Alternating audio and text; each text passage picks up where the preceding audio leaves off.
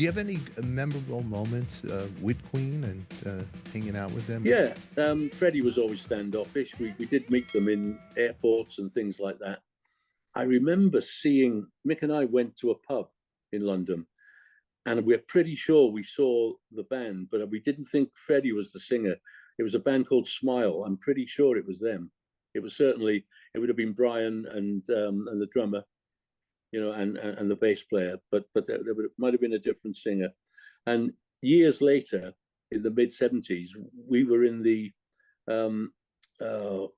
that just up from the Roxy, the famous bar on the Rainbow. The Rainbow, and we were in there, and my manager saw Brian May, and he brought him over, and he sat him down. Now they had just had Bohemian Rhapsody out, and we just had, before Bohemian Rhapsody, a song called Action. And my manager sat him down and went, "Oh, Brian," he said, "this is Andy from Street." He said, "Oh yeah, I know Andy." He said, "Yeah, tell him what you think of the of his song Action, because I think you played it at the end of Bohemian Rhapsody, didn't you?" And I'm sat there going, "What?" You know, so my manager's now dropped us both in it, and the only thing Brian May could say to me was, "I really liked Action." Now, when you listen to the, I know exactly what he means. Freddie goes, "So you think you can da, da, da, da, da. So you think you can love me and leave me to, so you think you'll take another piece of me." And Action is, "So you think you'll take another piece of me to satisfy." And that's why everybody wants a piece of the action.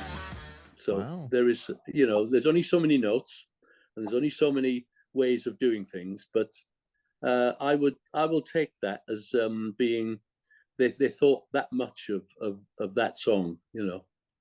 Yeah, I could see Freddie really getting and digging Sweet. He wouldn't say it to us. Let's put it that way. What do you think? He wouldn't say it, huh? Well, he was very always in his own place. You know, the others would come over and we'd have a chat and say, you know, how you doing, and in fact, it was at that time when Queen, I think, pulled out of America. They were supposed to be doing a tour supporting who was it? Oh God! See, I'm getting into my 70s here. Oh God, Phil Lynott, you know, Thin Lizzy. Oh, Thin Lizzy. Yeah, and things weren't going right because in England, if you've got things the way you want them, and you're playing support to somebody like we supported Cheap Trick, you cannot have all your tricks. You're the middle band, or you're the support, you know, on their tour. And I think Queen just couldn't handle that right at that moment. And it was something like Bohemian Rhapsody that kind of brought it back, whereby you can headline now wherever, which means you have your lighting rig and you have all the things that you need, not the things that you can do a gig with. Do you understand the difference? Absolutely. Is there a band from back in the day that you enjoyed touring with? Well, we were headline, and the Scorpions were the support for two big tours in Germany, and they were great. You know, Klaus. Every time I meet him now, the singer, he keeps saying, "You know what I'm going to say?" And I said, "You don't have to say it." And he keeps going, "Yeah, without you, we wouldn't be where we are, mate." You know, we put them in front of, we were playing places like the Olympiahalle in Germany, and he said we were not struggling, but he said we were a German band who just needed a little bit of help, and they were going down a storm every night. You know, 10 gigs with capacities of 10 to 15,000 people, and he said we'd never have played in front of those people without you. So,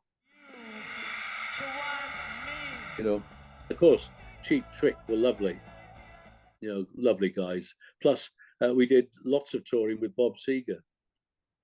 And I Wow. have to say, didn't talk to Bob very much. He was kept out of our way. Apparently, he liked to drink and all this other stuff. So to keep him right on the road, nobody would let him out. You know, until one night, and it was Mick and I met him in the lift going down to the lobby, and we're having a night off in somewhere like Biloxi, Missouri, Mississippi, or whatever. Mm-hmm. And we said, we're just going to go over. There's a bar across there. We're just going to go and have a drink. He said, I suppose I could have one. So he came with us, and he's now had a few. And steaming in comes his tour manager, grabs hold of him and says, Bob, you know, come on. And we're going, oh, and he looked at me and Mick and went, you two, I'll talk to you tomorrow, all right? And he walked out with Bob. And now Mick and I are going, oh, God, is he going to throw us off the tour for getting Bob pissed? You know? Yeah. Oh my God. But he didn't. He didn't. He Everything ended up good. Oh, yeah. But he had to turn around and said, he can't do it. I think he loves it, but he can't. He's on tour. He's got to get up there and do it every night, you know? Yeah, absolutely. His sax player back then, alto, he was a lovely bloke. In fact, because we had liquor in our dressing room, and they weren't allowed any before they went on stage, he would find a way of getting into our dressing room and knocking a couple of Jack Daniels back before he went on stage. Wow. Now I got to ask you a question. The songs you've written, co-written, and the big song, and fans want to know, Fox on the Run, great song, 1975. Man, what a time. Music, what was coming out, you know, that was just a great song, okay? And that was produced by Nicky Chin and Mike Chapman. Well, it was actually produced by Phil.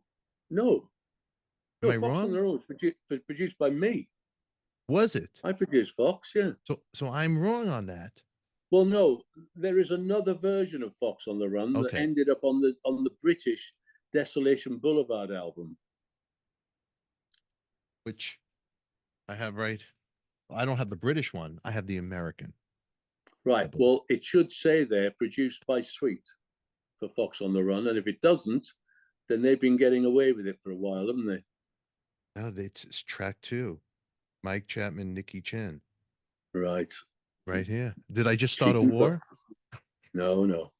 No, but we wrote and produced that away from everybody. Really? Yeah, we produced it. We made the recording over at Christmas at Ian Gillan's studio. Ian Gillan had taken over the studio. You don't believe this.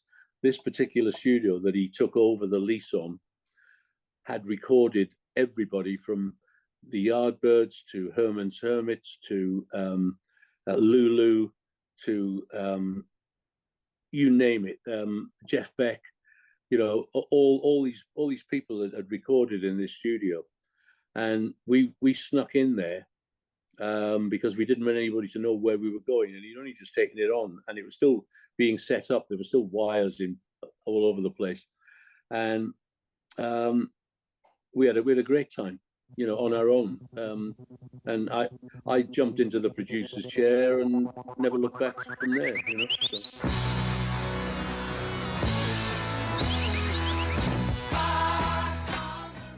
That is Mr. Andy Scott of Sweet. In the meantime, subscribe, hit the bell to be notified because we have more Andy coming your way. And if you want to catch this episode unedited right now and you can't wait, join the club, become a member right here on YouTube. Hang out with me and the gang. In the meantime, post your comments down below. We always love to hear from you, and I want to hear what you thought about this episode. And make sure you click on the box right here on your screen for our next episodes. Until then, everybody, we'll catch you all later. Who loves you, baby? We do. If you want more ADIKA, check out our podcast show, Artist on Record, Spotify, iHeartRadio. Just download it, search it, find it, and listen to it. We'll see you later.